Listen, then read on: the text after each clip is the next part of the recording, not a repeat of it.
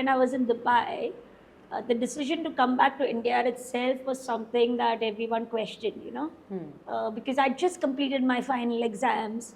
Now I'm a qualified management accountant. Job opportunities are ample now because there were companies they're calling. But somewhere it was always, I think what guided me in my career was not just the amount of money I earn, because as a finance professional, that, when you're a qualified accountant, you're going to earn well. But it was also purpose, where you are looking for something that is meaningful and you are contributing to a larger purpose. Right? So, and also the quality of work, I was just someone, I think everyone is built differently. So always looking for those challenges and something that is purposeful as well as challenging. And I didn't have a plan when I quit Dubai. I just came back to Mumbai, and I was working at Tesco's, and they called me and saying that, hey, we are setting up the India business and mainly into commercial analysis of their stores and budgeting. And I enjoyed that part of, understanding numbers, preparing business plans. The idea of coming back to India was something that I was looking for, I went to Dubai, but somehow India is something that always called me back. You like to know, to begin with, more about you, Arya? Well, I grew up in Goa, so Goa is my home. And I grew up in Panjim. So I studied here till my graduation. And then moved to Bangalore, a typical corporate career. Worked in financial accounting, budgeting, analysis. Pursued my further studies as a chartered management accountant. I'm a chartered management accountant by training. I had about 8 years corporate stint working in different companies, different countries. I worked in Bangalore, of course. A major part of my career was in Bangalore. Then moved to Dubai. I did a bit in the UK and Mumbai. And eventually started seeing that I was looking for something, where you're looking for more purpose. And that's when I started traveling. And started with, short treks. This was when I was working in Mumbai. Treks around the Sayadris. Then, little weekend getaways when you get some time off. I would travel to places like Jaipur. I also started volunteering with a group called Nature Nights. And I said, okay, if you need any help, with the weekends, I'm here to, lead some treks or join you along. It was a gentleman, Asif, who was running this. And so that's how I started getting interested in the tourism industry. And being from Goa, of course, a lot of people would reach out to me saying, hey, can you give us recommendations of what to do in Goa or where to stay? And typically people were coming to Goa, for the beach, of course, and the party scene. Sunburn was trending. And for me, it was always, it always disturbed me as to why is this the only narrative for Goa? Right? Yeah. There's so much more to Goa. And I would try to include a little bit of, say, visit to a spice farm or some of the heritage homes which were opened up, and try to kind of influence travelers to experience this part of Goa. But of course, at that time I was still in my corporate job, and then I took a year break, and I said, let me, explore, a little bit more about the tourism industry, and the whole idea of Make It Happen started then. And I registered the company at that time. It was more of a hobby travel club. It was a sole proprietorship venture, and I thought, okay, let me see what I can do in this space. There was also a lot of adventure travel that was happening there, which was these treks, soft adventures, right? And so started a bit with that, organizing tours to places like Ladakh, Spiti, which was not for a mainstream traveler. But what really interested me while organizing these experiences or these tours was interaction with the local communities. So it was more of my expression of travel.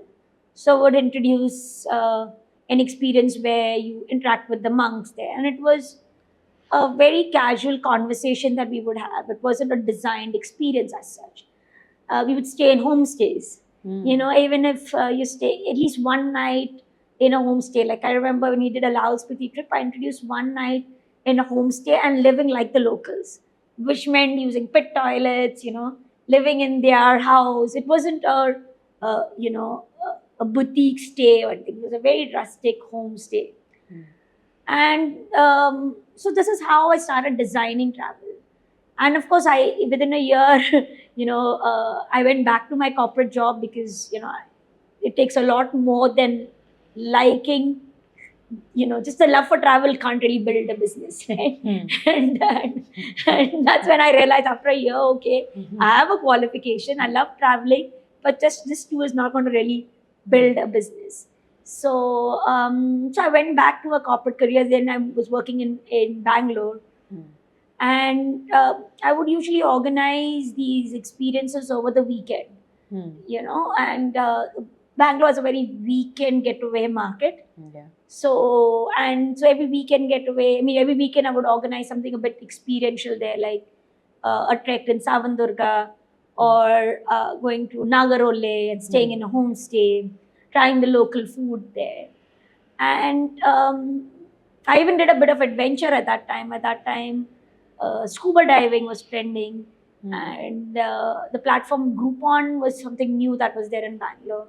And they reached out to me, and for someone new to the industry, a collaboration like that really helped, reach out to a larger audience. So I started organizing experiences with Nilgiris, short weekend getaways, where a lot of people would either find us on Facebook, because at that time we had Facebook events, or through Groupon, or through a few platforms over there. And I would organize these very experiential weekend getaways or a one-day trek. And so by 2014, I figured that it's time to actually make it happen a bit more and focus a lot more in expanding this business. So that's when I quit my job. So yeah, that's the whole inception of the initial journey of Make It Happen. And then we went into the second phase of Make It Happen, where I started seeing that there is a gap in the industry, where you had OTAs who were offering you package deals and very rushed itineraries. But gradually travelers were looking for something more experiential, beyond the deals. And also they wanted more flexibility in their itineraries. They didn't want a packaged 5-day vacation where you had everything pre-planned and you have to go through this checklist of, traveler hotspots where you would just go there and these were the main attractions. But and they were looking for something more immersive. So that's when in 2015 I started exploring how can I actually bring in a new narrative through these experiences for Goa.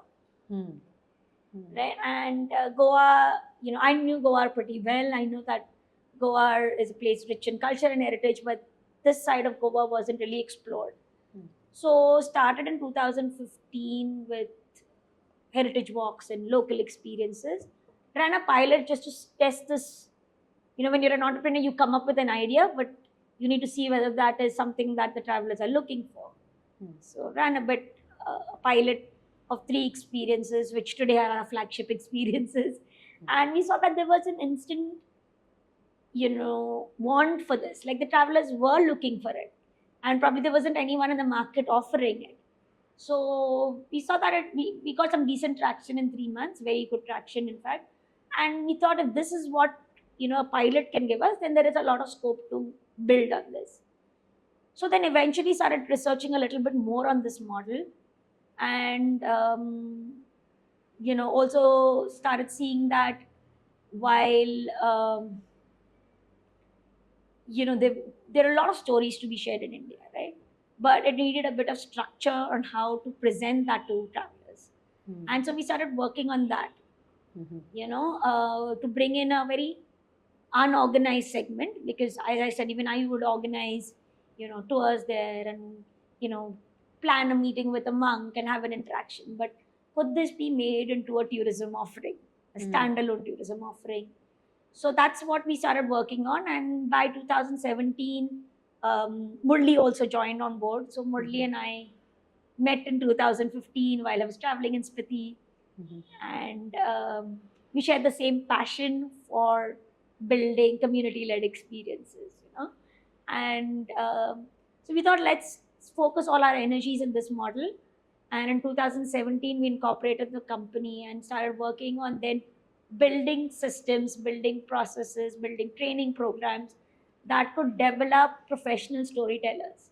And while we started this in Goa, the plan was always to make this an all-India movement. Wow. Wow.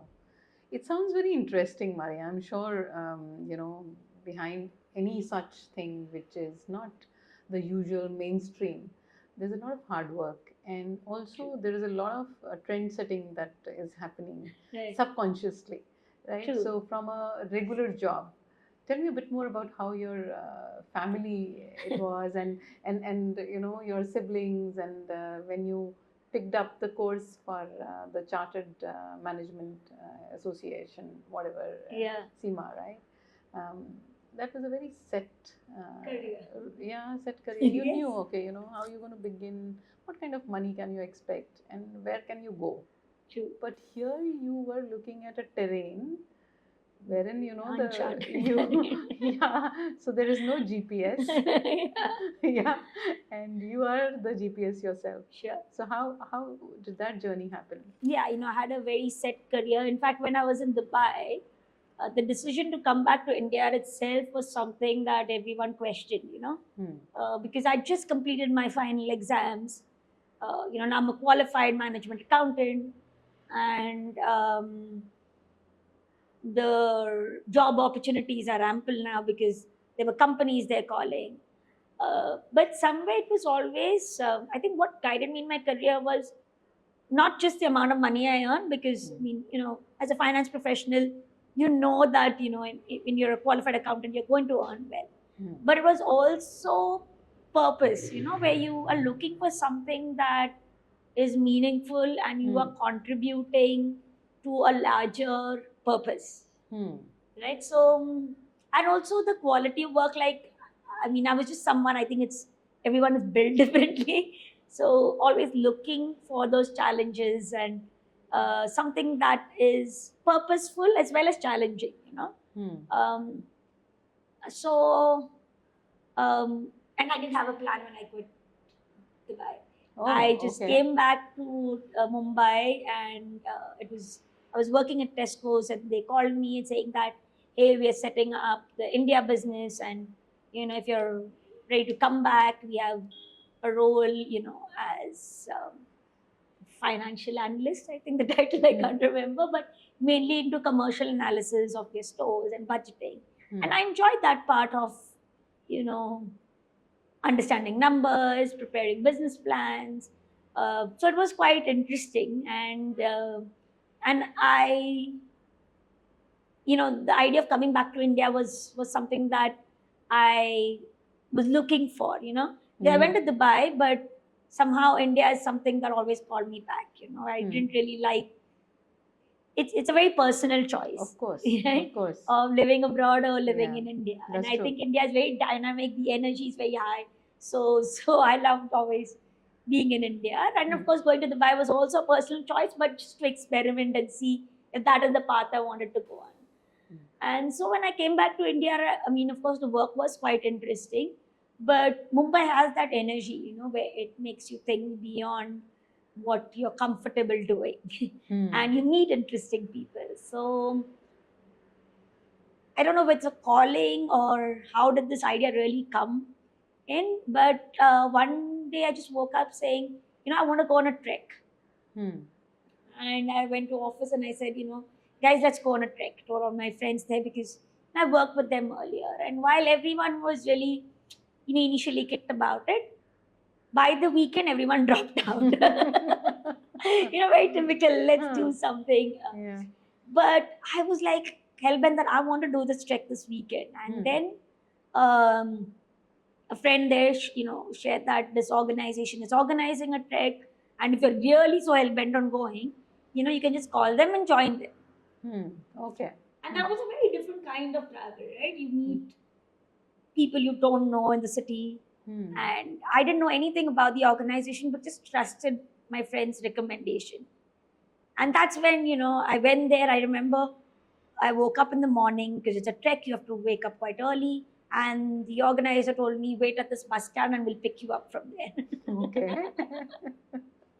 And that's how, I started traveling, and it became an area of interest where over the weekends I would go and join a group, especially this. What were the organization. parents telling you while you were doing this? Were you So- sharing with them that, okay, this is what is going on in my head? Yeah, I think my mom, and I share a lot with my mom. So, I mean, even when I had a corporate career, I would always look for the next challenge. And my mom would be like, why can't you just be like your friends and stay in one place and work there? Why are you looking for something new all the time? Or what are you searching for? And, everyone gives you this gyan, right? Like in life, you need to be settled. You need to, everything is not going to go your way. And you need to learn to accept things the way they are. And it wasn't that I was looking to get settled. That was another thing, that I was looking for something more purposeful than just settling with what you have, right? And there was nothing wrong in what I had. I had a very comfortable corporate career, but I was looking for something, searching for something more. And so travel for me initially started as a journey of self-discovery, where I started going on these trips. I had also joined some dance classes at that time. So I finished my studies and I was working, and I had a lot more energy to do all of this. So I started exploring these different aspects. How important was it to take these decisions on your own and have the financial independence? I think, in my corporate career, I did well financially, for my age at that time. So worrying about money was not something on top of my mind, because you think at that time you're always going to have that money coming in. True, Soon yeah. after graduation, I mean, a month after I got not even a month actually, 2 weeks after I got my results, I was working. So at the age of 20, I was working. So you don't really worry about money, and you think money is going to come your way at every point in life. So that wasn't a real concern until I took that year break. And then I realized, okay, this is not how it works, right? And you need to have a plan on how to make money, because passion alone is not going to sustain. So that's when I taken that year break, that I started realizing this. I went back to a corporate job, and that's when I started thinking about, being a little bit more serious about a business plan, seeing how to make, how can this be a sustainable thing, not just for me. Because, like initially when I started as a hobby travel club, so I would organize an itinerary, and I knew that you could make money. As you say, you were talking earlier, you think, can I make that 2 to 3 lakhs a month, which will be sufficient, just to keep me going? And yes, you can, by just organizing some trips for people, you can do that sitting in your home. But the idea was always to take this into something more meaningful than just means for sustaining. Because like, if I have to sustain, then I might as well just take a corporate job, right? Less stressful. I know I'm earning well. They'll pay me what I want. So why do it just for the money? So yeah, financial concern came in once I quit the job, and then I started building the business. And when it reached a point where we wanted to scale. But at this time, you were very sure. I mean, when you got back into the business, Yes. that this is something what you're going to do. And having gone through that year of experience, so what did it teach you, that 1 year? That 1 year also made me appreciate, to be honest, what a corporate job teaches you. there's a lot to be learned from a corporate job, right? True. While everyone talks about, oh, corporate job is very mundane and it's a lot of monotonous work that you do. But you also learn that systems, processes are very important to build something. True. So I took a lot of learnings from my corporate career and started building systems and processes. So I started at least putting together a plan to build systems and processes to scale. So that's something that I started looking at a corporate job in a very different way. More respect. Yeah, more respect. Yeah. And of course, earlier you think, you look at the market rate and you're like, oh, they're paying so much and I'm working so hard. But once you get into entrepreneurship, you respect the pay you get in a corporate job as well. Yeah. Because you start seeing that there is so much to be done, and when you get on your own, it's not so easy, right? It's quite challenging. I'm a management accountant. I know how to prepare great plans in an Excel spreadsheet, but how do you actually put that in practice? How do you execute that plan? Yeah. And there's a lot more skills that are required to execute the plan. You need to learn how to work with people, put in HR processes, marketing. Yeah. I mean, something that is sales, right? Yeah. You in a finance job, you're in front of your system, you're preparing plans for others to execute. Yeah. And you realize that you need different skill sets. You need to learn about negotiation. You need to learn about conversational skills, networking skills. Yeah. Adapting to every situation. Exactly. There's so much, right? You don't know. So that's what entrepreneurship teaches you, right? But I think that strong corporate career helps you put that into place. Yeah. Whereas, and in entrepreneurship, everyone really says that, just having an idea is not enough. You need to be able to execute the idea. So, like, even today, many people say, oh, I love traveling. I want to build something around, this passion that I have for travel. And I'm like, there's a lot more. I mean, to just, you enjoy traveling is fine. You enjoy meeting people is great. That's maybe a great starting point. But then how do you build systems? How do you build, routines? So you start seeing that what you thought was monotonous is actually required to build a system and process. So, and then the journey started, the real work. So what were the few things that you did when you started? You got the company registered. Yeah, I got the company registered in 2017. Prior to that, it was a sole proprietorship. But how did this name Make It Happen come? Well, this was in that 1 year that I was in Mumbai. And the idea of Make It Happen was always to be a platform for self-expression.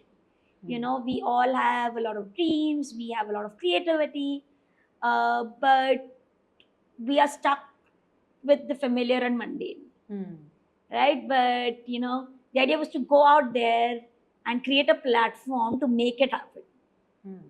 So it was more of something that inspired people to go out there and make it happen. So it can be, you're a musician, but you don't have a platform to showcase that.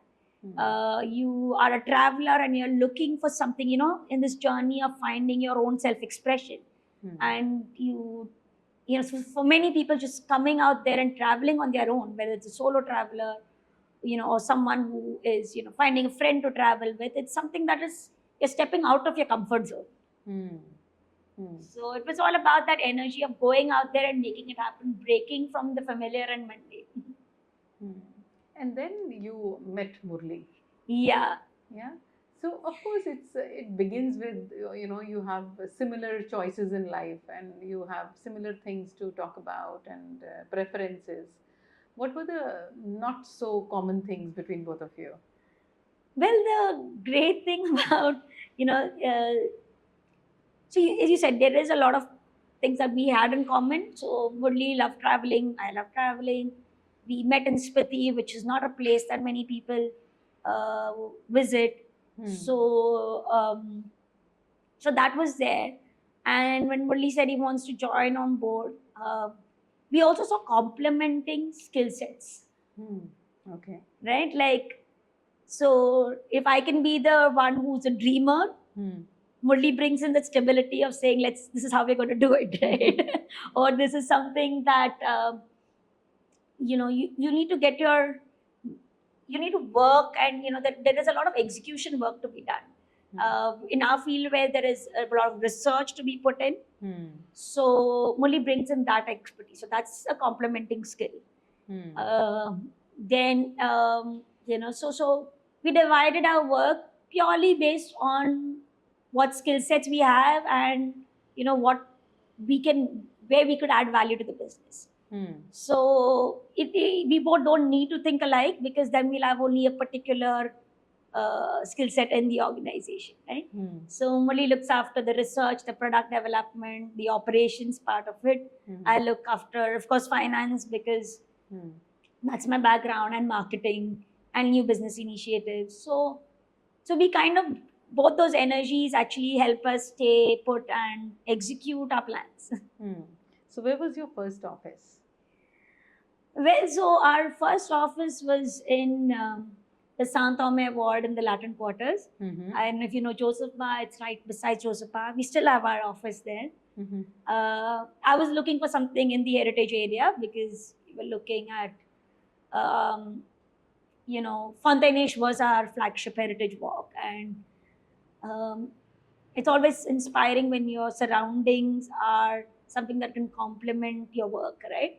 So, and then we started looking around, and one of the houses, he said, I have a few office spaces. And we thought, okay, and at that time, most of them were already occupied. So we got a small little room in the Latin Quarter, but we were very keen that we are in this location. So then we started, with COVID coming in, a lot of the offices got emptied, and we started taking more rooms in that home.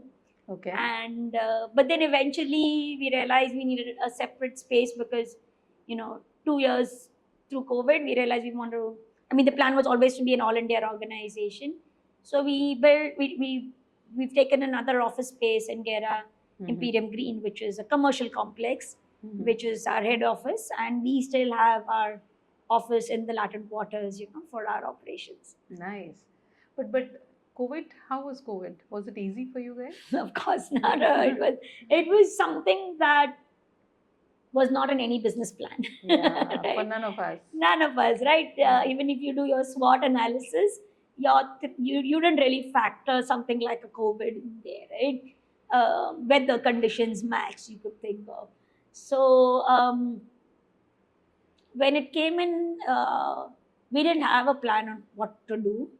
But we were very clear that, we want to, and of course tours came to a halt, right? You couldn't step out. Yeah. So there was no in-person tours happening. So, but our team stuck together, and we said, let's see how we can get through this together. And 1 month, of course, we all sat home, month and a half, and then we started seeing what we could do. And we realized that, we are in the business of storytelling. And whether it's in person or virtually, we'll continue telling stories. Oh, lovely. So through our social media channels, we were telling stories. Then we developed virtual tours where we would go and shoot a particular area. And then on our Zoom meeting, we would take people through these very interesting journeys, of course, at that time in Goa itself.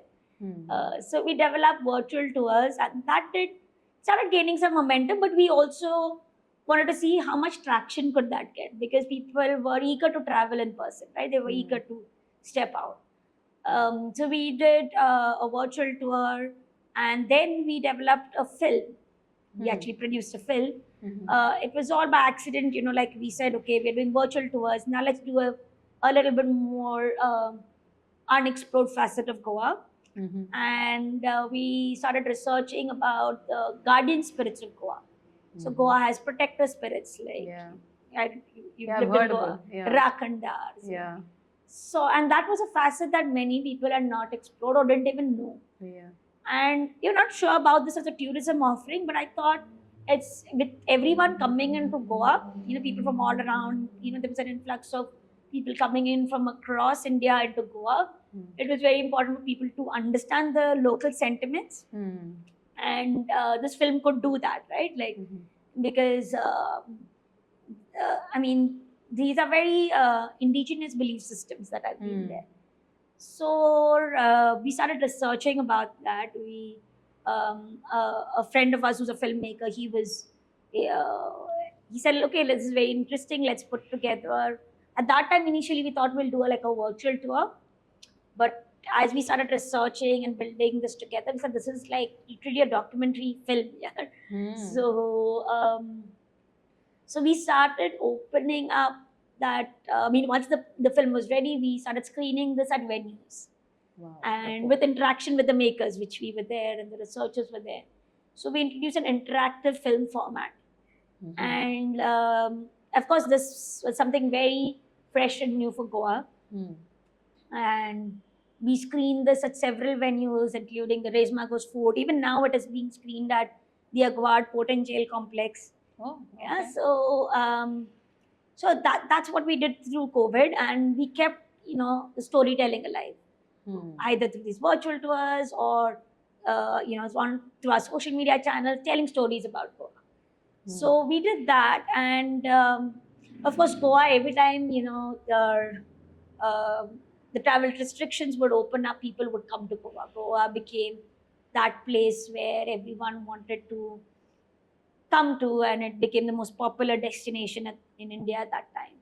So that helped us get through COVID, because we would resume tours for a month or two, and then again, as things like the second wave came in, we had to shut again. So we did that. Again, there was a third wave in Jan, and we had to keep our business, of course, our cost very lean, because we knew that there was going to be a next wave and a following wave. The team stayed together, so that really helped. And yeah, we also did. It gave us time to think through, because when we started, it was all a pilot, right? And then it just started organically building. And we said, now what do we want to build or make it happen? And we did a whole brand refresh exercise, where we rebuilt all our systems, our website, the logo, the look and feel of the brand. Considering the vision for the next 20 years. This was during COVID? In the second wave of COVID. That was a bit, it was a decision that it involved a bit of risk, taking, you're investing your money at a time when everything is down. But we realized this is the best time, because, everything, it's time for you to think through what you've done so far and plan ahead. So we did this in 2021, and that exercise really has helped us in the last couple of years, and even we're building from that. Sure. So yeah, I think COVID was, of course, a very challenging time, but also a time that gave us to reflect and think through our business plan, and it was, in a way, from a business point, a much needed time to reflect on our work. So it helped you actually slow down to think, yes, and process, and then, which normally in a running business you don't get get the time. Like, even now, if you want to do the next wave, you're busy with, everything that's there. But what we've done over the years, since COVID till now, is we've built systems, we've built teams, we've built processes, not just to manage the operations, sales, and marketing, but we also designed a course. So as we said, we wanted to be an all India organization, right? And this, because the story of India needs to be a lot more immersive and centered around the culture and heritage, because India has so many stories to tell. It is a land of stories. True. Right? But and in fact, another interesting project that we did during COVID was we were invited by Diu Smart City to set up Heritage Walks in Diu.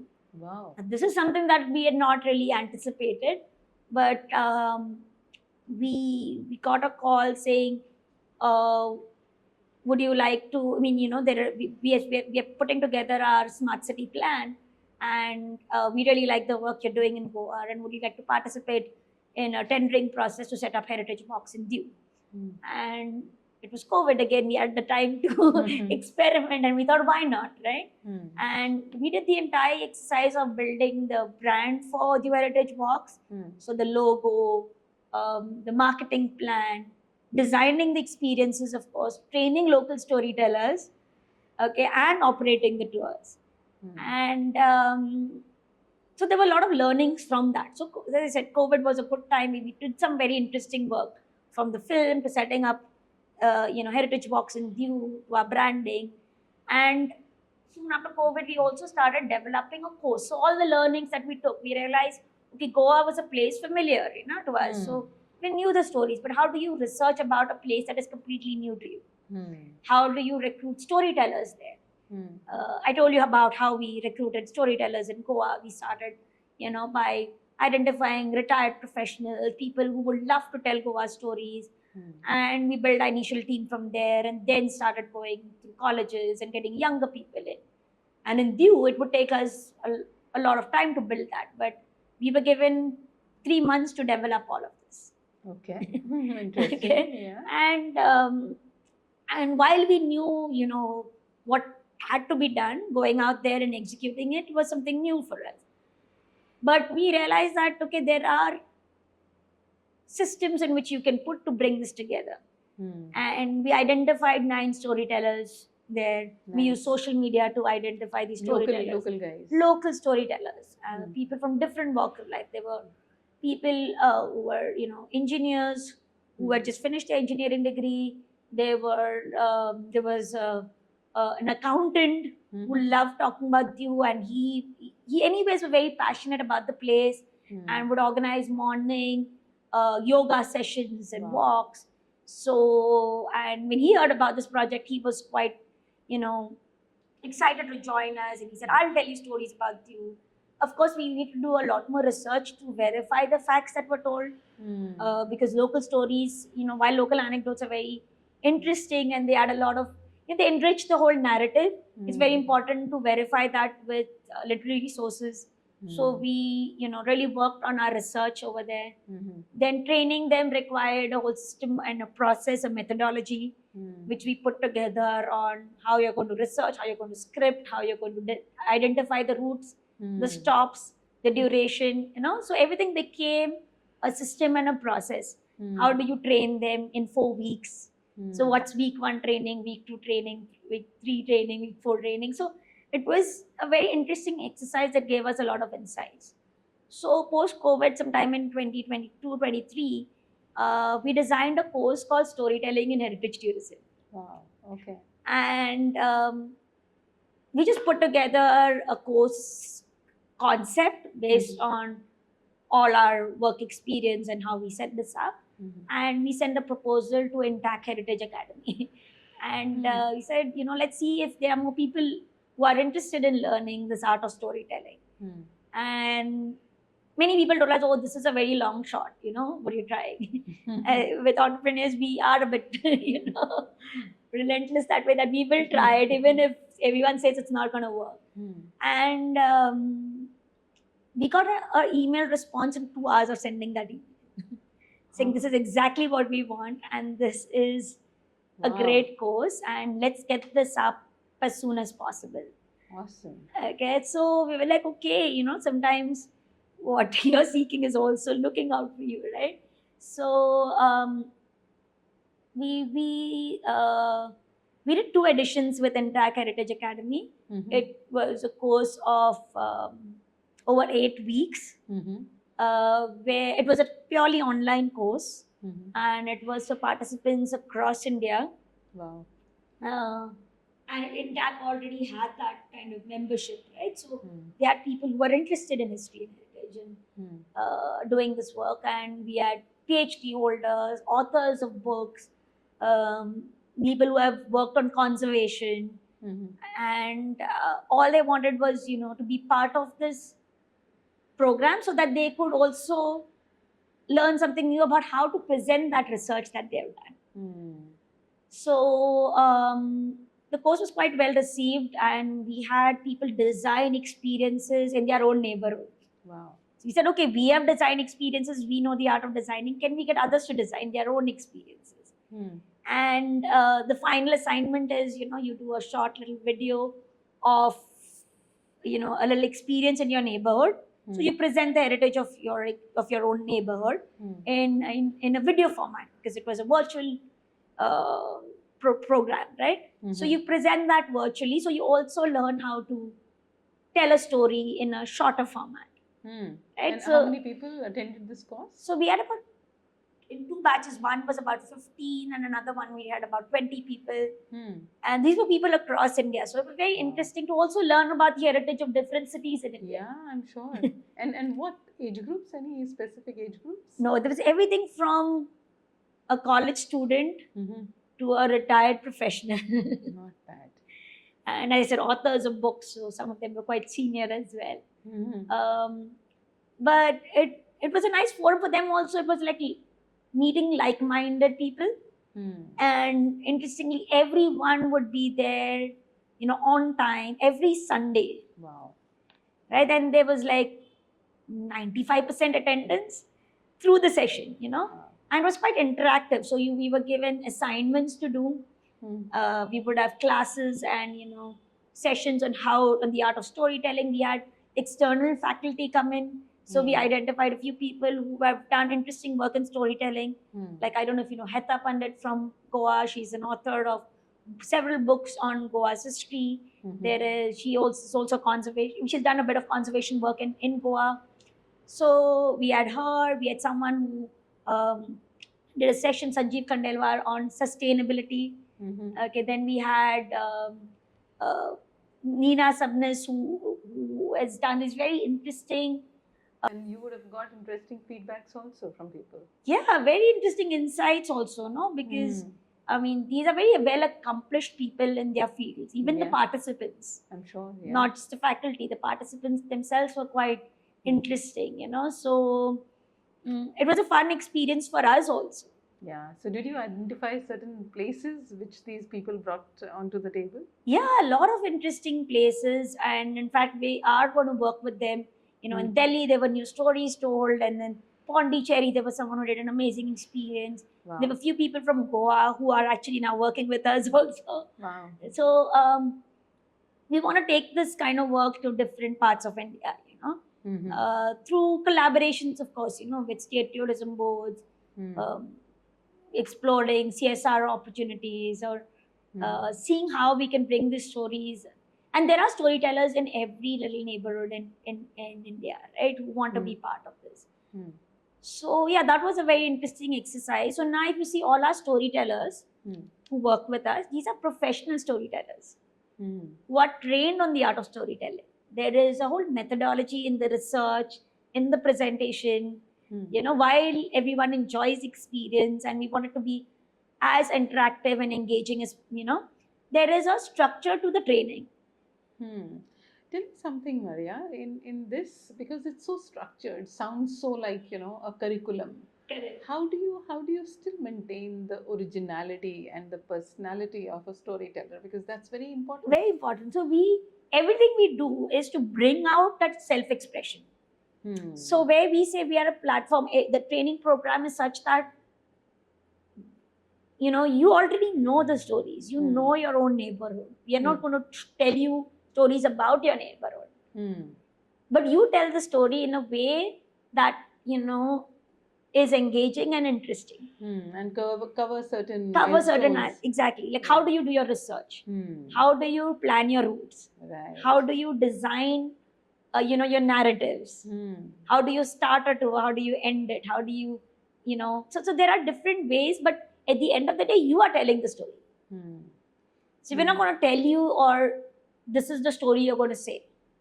So what is at the core of the person that you would find that, okay, since you have like a very diverse storytelling set of people, right? So what exactly is at the core of such people? Is there anything common? Yeah, there is this, it's this passion, and you need to see that spark if they're really, like telling stories. They're interested in researching about the place. So many people come to us saying, I love meeting people. That's one aspect, right? But there are several careers in which you could meet people. True. But your research skills are very important also. The way you articulate an idea is very important. So, and the most important thing is the passion. So our interview process is all about that. And it's also not about getting everything right at the first shot, right? But then are you also able to have this ability to analyze the information you're getting?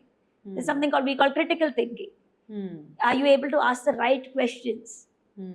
Are you able to see something in a way that is very objective also? So how are you able to see that this is a personal bias, or is this something that would be a very inclusive narrative? True. Right? True. Because the narratives have to be very inclusive. We're not here to share personal biases and perspectives that we have, but present the heritage in a way that is inclusive, immersive, and engaging. That's very interesting. That's really interesting. So, do you see this as going forward as a profession which many people are going to further opt for? That's exactly what we are here to create. I mean, we've, as I said, initially we knew that students wouldn't opt for it being their first career choice. But today we're seeing increasingly number of students coming here. Now, how we've got that is, of course, first we had very senior professionals doing it. So it kind of became aspirational. And the idea was, is there career growth? The question we had to ask ourselves, right? And we've created that career path for them. You join in as a storyteller. How do you develop research skills? It's an ongoing career. And today, it's something that's also very scalable. Like we've catered to over 50,000 travelers in Goa itself.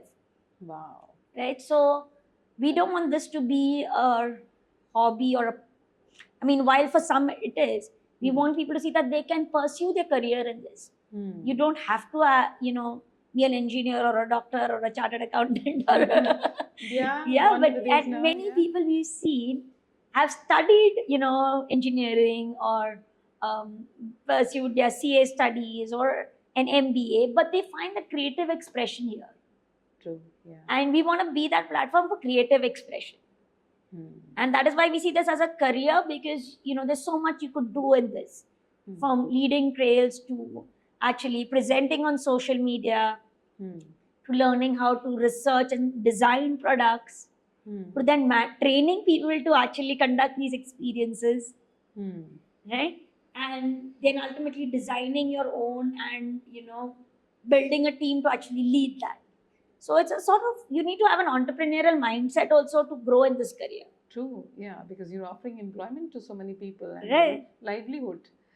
Tell me on the other side, because the whole ecosystem is already existing, and right. you're making people, taking them there, experiencing that. Okay. In this whole process, it's a very inclusive, engaging, community that you are building with the people who are also locals. Right. Right? How do you build that trust? So, I think that's something you build over time. And when we started, as we reached out to a few people who actually believed in the idea. Tell me about the ones who didn't. There are a lot. If you see in the Latin quarters when we started, everyone, especially parents of the people who were interested in this, thought that, oh, you've studied so much, you've done your graduation, working as a tour guide. That was one key challenge we had to actually overcome, that this is not a tour guide. Because in India, generally, tourism has not been, now you have colleges that are specializing in tourism, right? You have a BBA in travel and tourism. But back in the day, there wasn't such degrees of qualification. True. So tour guide was usually considered someone who can take you around, show you a few sightseeing spots, and they didn't have to be highly qualified to do that. It was more like there's a driver and there's someone who knows the neighborhood and will show you 5 spots. And then if you don't know anything, you make up your own story, right? And that's how tourism in India was, right? So we wanted to actually say that what you are doing is you are actually a storyteller. Yeah. You're not a guide. We're not here to show you the top 10 beaches in Goa or the Mhm. to take you to the.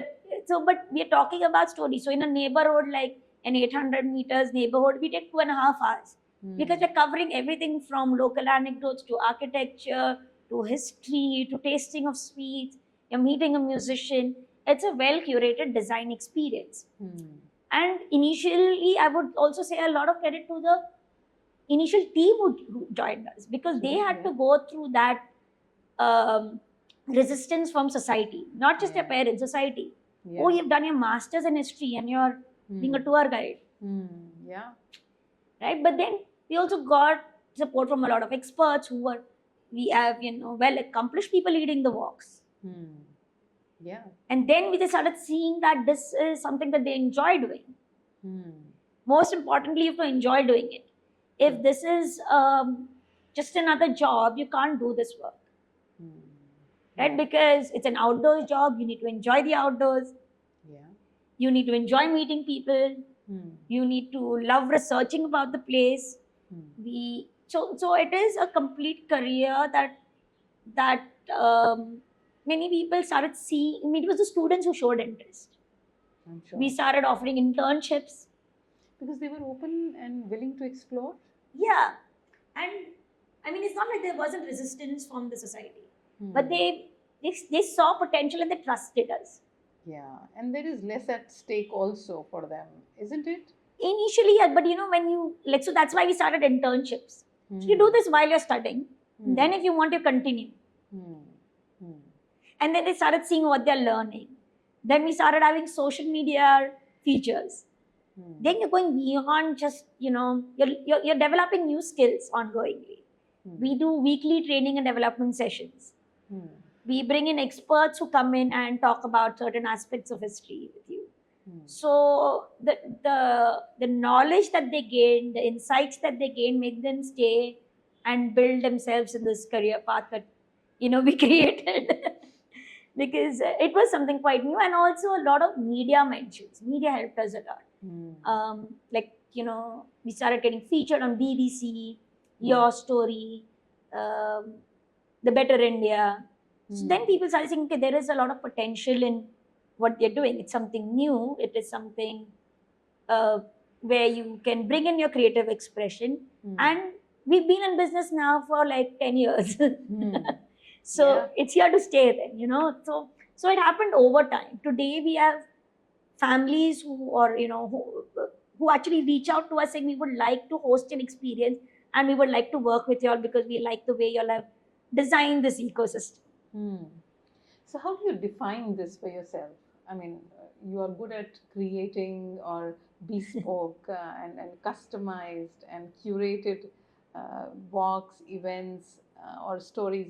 How do you define yourself? Because there are a couple of elements to your business. There are a couple of elements, in fact, that even today, I mean, we've been approached to even create content for brands. Okay, that's something new that is coming in. Yeah. So the way we see ourselves as a platform, Hmm. where local communities can share their talent.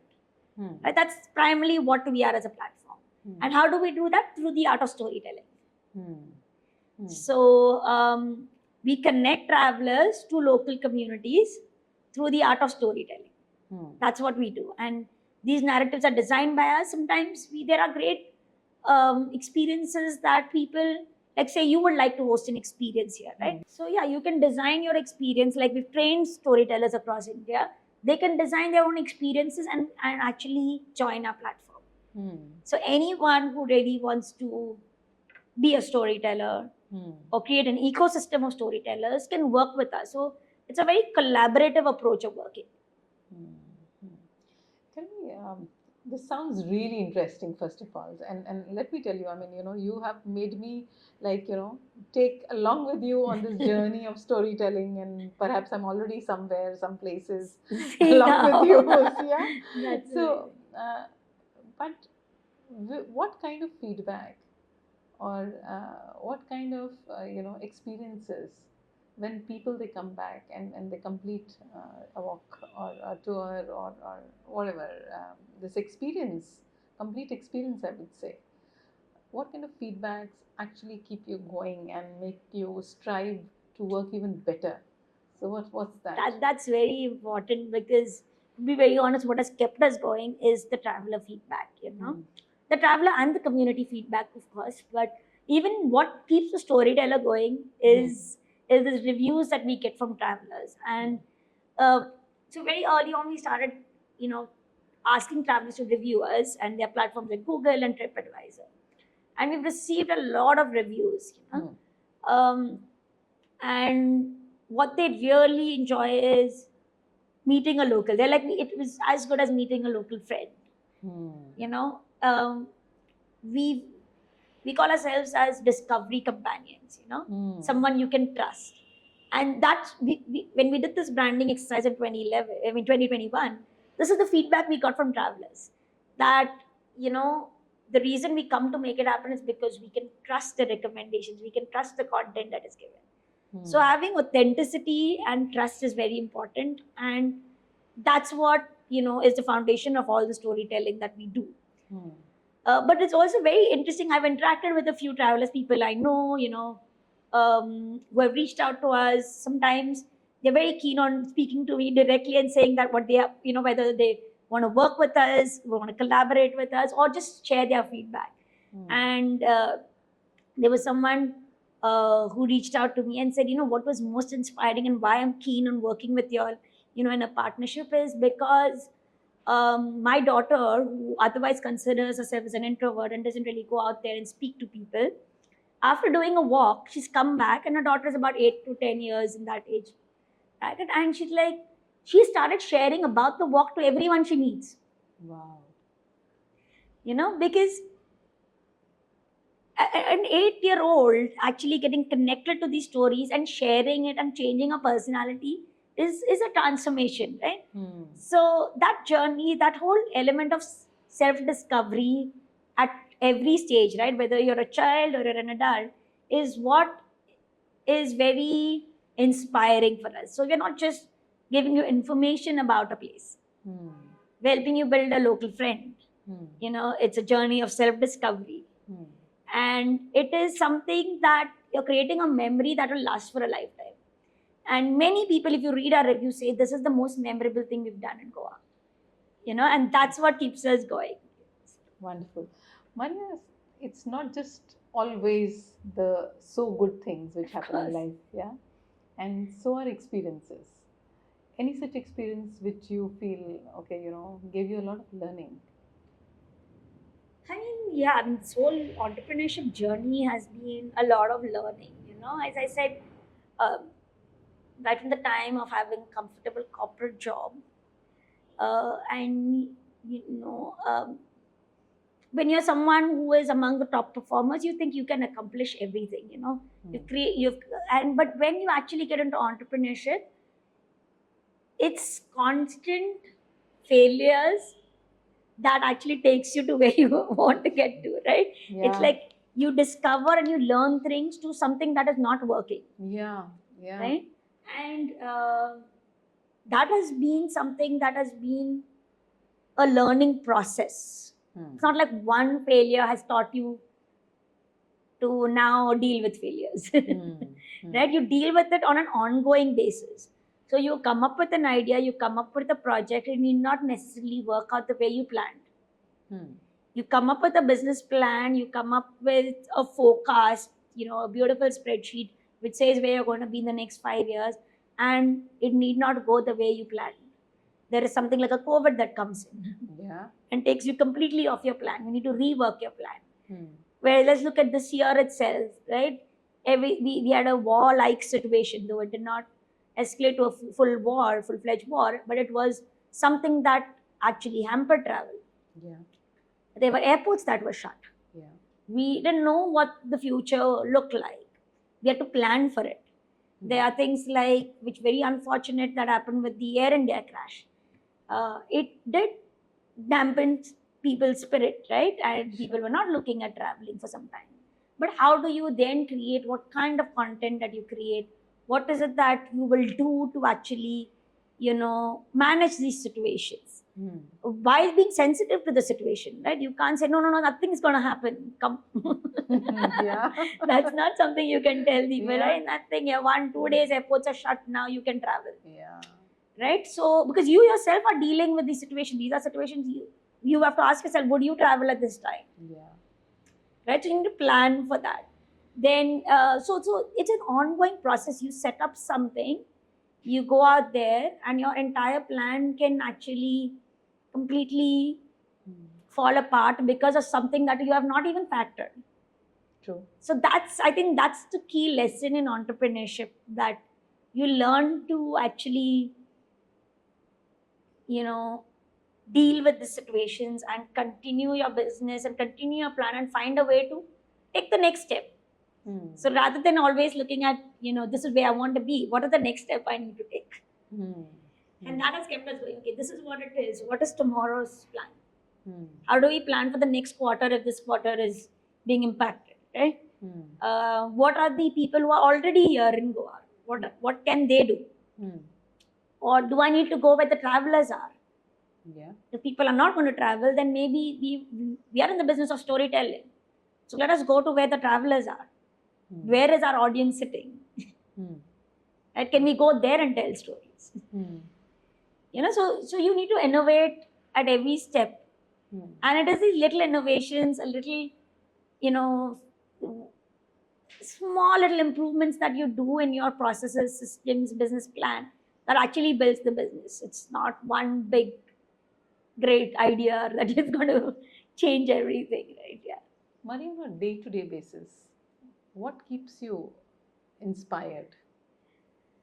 Well, I think it's that why, when you set out to, like, why did I quit that corporate job? I always come back to that, right? Hmm. Why did you do that? Hmm. It was a purpose that actually that you were drawn to, where you can actually make tourism a platform to showcase the local talent. Hmm. And it's a very powerful platform. In fact, what inspired me was a trek. I mean, it's a little anecdote that I share, and that has stayed with me throughout. When I was traveling to a tiny village called Dampus in Nepal. So it was a short trek, and it was one of those recce trips that I was doing. And so it was me and the guide at that point was taking me there, and I reached this village, a small, quaint little village called Dampus, which is overlooking the Annapurna range. Mm-hmm. And as I was sitting and admiring this beautiful Annapurna range, a shawl vendor calls out to me, Mm-hmm. and he's not to sell his shawls. Okay, so I said, no, I'm not interested in buying anything. He said, no, come and see. So as I approached him, he asked me to click his photograph. Now, which is a little unusual, right? Because I mean, if you see in Goa, everyone like, please don't click photographs of local, and there somebody's asking me to click his photograph. So as I was clicking his photograph, he calls out to his wife and says, "अगर हम दुनिया नहीं देख सकते तो क्या हुआ? दुनिया तो हमें देख सकती है." Wow. And that's what the tourism industry means to me. That there's a huge opportunity to actually showcase local talent. True. It is a platform. The industry itself is a platform. Of course. Of course. Right? And travel has evolved from just being about transportation and all these luxuries to actually being something that can be a lot more meaningful. Hmm. There's a lot of cross-cultural sharing. You start questioning your biases. You start being more inclusive. And that is for the traveler. And for the community, it is about meeting people from across the world. And if I ask, our storytellers, what is the best part about the work you do? It's about meeting people from across the world. Their stories. True. True. So, Maria, what more? What more besides Goa? We understand Goa has kept you busy. It has. Yeah, and you belong to the place, of course, so you have all the reasons to be, busy with that. Yeah. Well, the idea is to take this, what we built in Goa, across India. We've traveled. I mean, Murli and I, before we met, and even after we met, we've been traveling across India, and there's so many stories to be told. You know, with the Nilgiris, we work with the Toda and Kurumba tribes. We met Elizabeth earlier today, and she shared about her experience there. And we want to be that platform where we design experiences and collaborate with local communities to bring these local stories. So we are already in Bangalore now doing this work. We have launched 2 experiences, and we're building more with the communities there. Because even a city like Bangalore, while everyone visits it, do you actually know the real story behind Bangalore? Do you connect with the local culture? Because it's very important when you travel to a place that you learn about the local culture so you can respect local sentiments.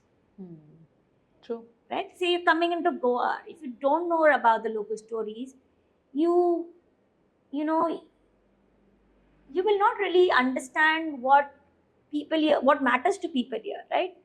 And so you start respecting local sentiments when you know about the local culture. True. So that's something that we want to do across India, you know, for whether it's the cities or it is a destination that is, you know, a newly developed tourism destination like Diu. So because when you design narratives, it positions a destination in a different way. Like in Diu, they called us because they wanted that narrative. That Diu is about heritage. It's not just another, you know, union territory or a destination, a beach destination, right? Or a destination known for cheap liquor. That's not the branding that Diu wants. There is a lot more to celebrate in Diu. You know, it has a lot of Portuguese heritage. It has a lot of pre-Portuguese heritage, you know. So the maritime trade that was there. There's so many facets to a destination, you know. So that's what we want to do. We want to do this across India. So what you're in a different way trying to do is what matters to every place, the people, the geography, the history, and the traditions, everything about that place. That's what you're doing. Exactly. What matters to the people of the place. Yeah. That's the core of it. That's the core of what we do. Yeah, fantastic. Maria, I think we can go on this because it Exactly. sounds so interesting, so interesting.